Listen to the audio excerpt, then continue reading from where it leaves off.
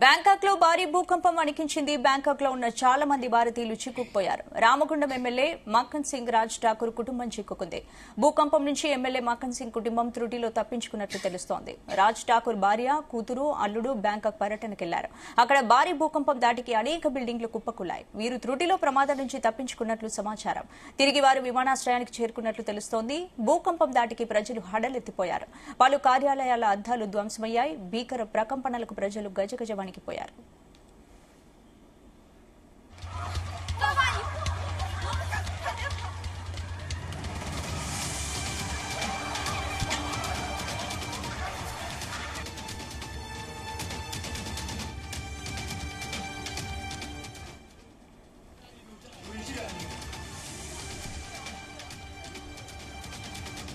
Bangkok లో భారీ భూకంపం వణికించింది. బ్యాంకాక్ లో ఉన్న చాలా మంది భారతీయులు చిక్కుకుపోయారు. రామగుండం ఎమ్మెల్యే మక్కన్ సింగ్ రాజ్ ఠాకూర్ కుటుంబం చిక్కుకుంది. భూకంపం నుంచి ఎమ్మెల్యే మక్కన్ సింగ్ కుటుంబం త్రుటిలో తప్పించుకున్నట్లు తెలుస్తోంది. రాజ్ ఠాకూర్ భార్య, కూతురు, అల్లుడు బ్యాంకాక్ పర్యటనకెళ్లారు. అక్కడ భారీ భూకంపం దాటికి అనేక బిల్డింగ్లు కుప్పకూలాయి. వీరు త్రుటిలో ప్రమాదం నుంచి తప్పించుకున్నట్లు సమాచారం. తిరిగి వారు విమానాశ్రయానికి చేరుకున్నట్లు తెలుస్తోంది. భూకంపం దాటికి ప్రజలు హడలెత్తిపోయారు. పలు కార్యాలయాల అద్దాలు ధ్వంసమయ్యాయి. భీకర ప్రకంపనలకు ప్రజలు గజగజ వణికిపోయారు.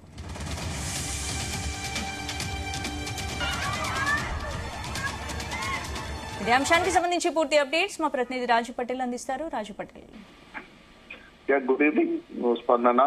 ఒకసారిగా ప్రపంచం మొత్తము వణికిపోయేటువంటి సంఘటన ఇటు మనకు థాయిలాండ్, మయన్మార్ దేశంలో భూకంపం ద్వారా సంభవించిందని చెప్పవచ్చు. మనకు మయన్మార్ లో వచ్చినటువంటి భూకంపం కారణంగా అటు మయన్మార్ దేశంతో పాటు బ్యాంకాక్ దేశంలో కూడా తీవ్రమైనటువంటి ఆస్తి నష్టం, ప్రాణ నష్టం జరిగింది.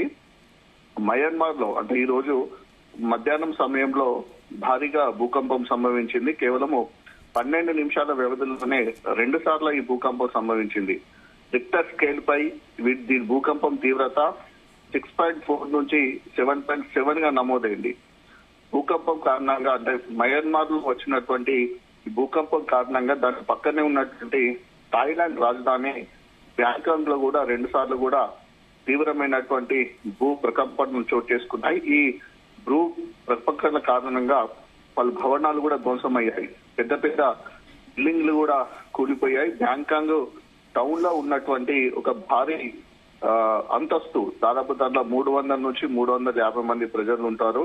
అది కూడా కూలిపోయినట్టుగా సమాచారం అందింది. దీంతో అటు బ్యాంకాక్ లో తీవ్రమైనటువంటి ఆందోళన నెలకొంది. ప్రజలు భయాందోళనకు గురయ్యారు. భూమి ఒకేసారి కంపించడంతో ఇళ్ల నుంచి, అపార్ట్మెంట్ల నుంచి, షాపుల నుంచి కూడా ప్రజలు బయటకి పరుగులు తీశారు.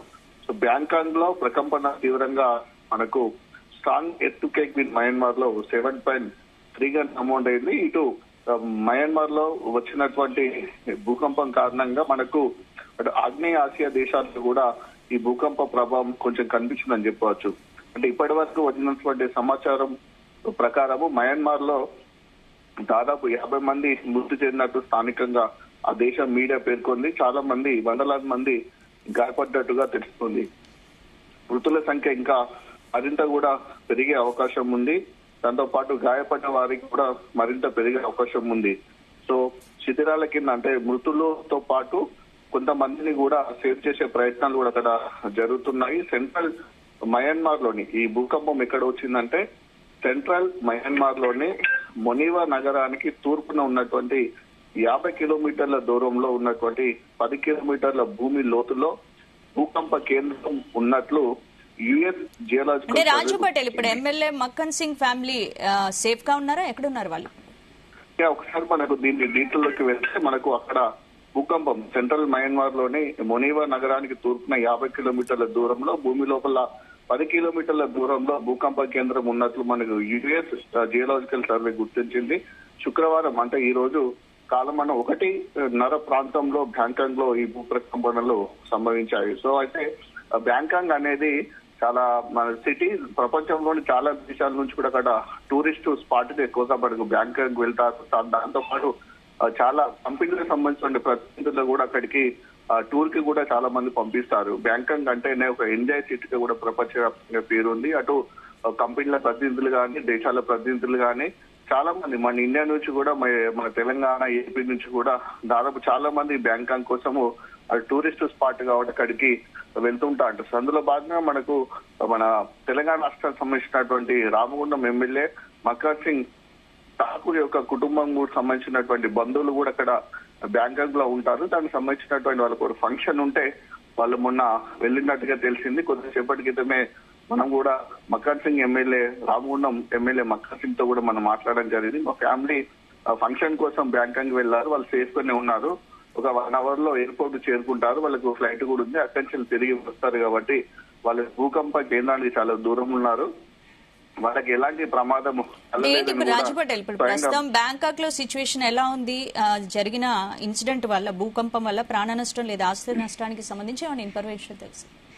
చాలా మనకి ఇన్ఫర్మేషన్ ఉంది మనకు ప్రస్తుతం. అందుకని చాలా అది మనకు హై లెవెల్ ప్రకంపనలు అని చెప్పవచ్చు. ఎందుకంటే రిక్టర్ స్కేల్ పై దాదాపు మనకు 5 పాయింట్లు గుర్తిస్తేనే అది భూకంపం తీవ్రత ఎక్కువ ఉంటుంది. అటువంటిది మనకు 7.3 అంటే అది ఆల్మోస్ట్ అంటే రికార్డ్ స్థాయిలో భూకంపం సంభవించిందని చెప్పవచ్చు. అంత 7.3కి మనకు నమోదైందంటే తీవ్రమైనటువంటి భూ ప్రకంపనలు భూమిలో జరిగి ఉన్నాయి. దాంతో పెద్ద పెద్ద బిల్డింగ్లు కూడా మనకు కూలిపోయాయి. ఒక ప్రకంపనల నాటికి అనేక భవనాలు ఊగిపోయాయి.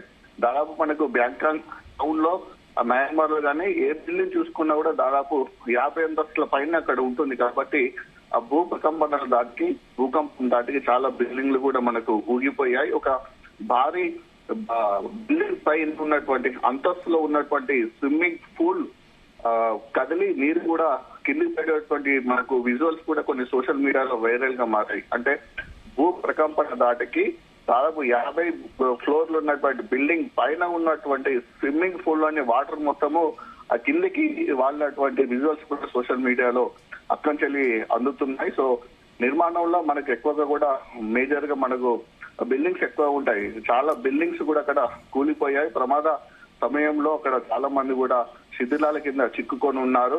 ఇప్పటి వరకు అయితే అంతర్జాతీయ మీడియా సంబంధించిన కథనాల ప్రకారం 43 మందిని సేవ్ చేసినట్టుగా పలా బిల్డింగ్ నుంచి సేవ్ చేసినట్టుగా ఉంది. తాజా సిచ్యువేషన్ నేపథ్యంలో థాయిలాండ్ లో ప్రధాని చినవర్త్ర అత్యవసర పరిస్థితిని ప్రకటించారు. మరోవైపు మయన్మార్ లోను అనేక భవనాలు ధ్వంసమైనట్టుగా తెలిసింది. పలు రహదారులపై కూడా చీలికలు ఏర్పడ్డాయి. దీంతో ట్రాన్స్పోర్ట్ కంప్లీట్ గా ఆగిపోయింది.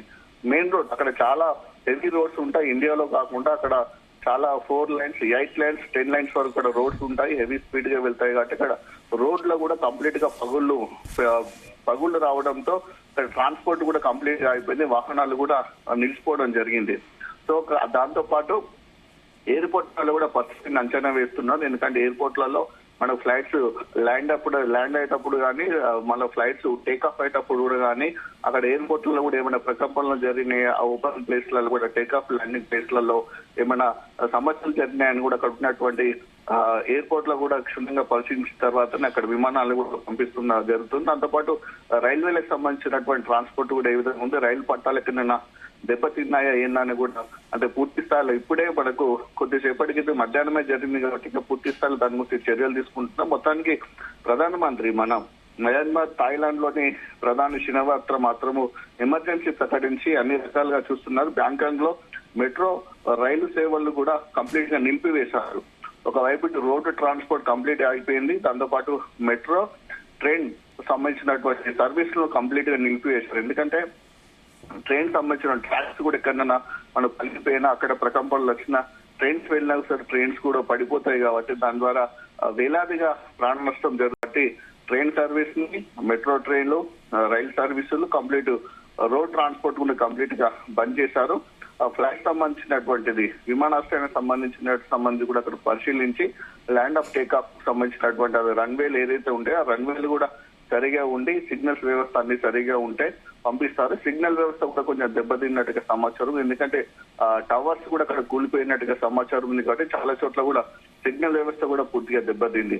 ఈ భూకంపం ప్రభావము కేవలం అక్కడే కాక మనకు ఆగ్నేయాసియా దేశాలు కూడా కనిపించింది. మనకు ఇండియాకి సంబంధించినటువంటి కోల్కతా, దాంతోపాటు ఇంఫాల్, మేఘాలయలో కూడా స్వల్పంగా ప్రభావం కనిపించినట్టుగా కూడా సమాచారం ఉంది.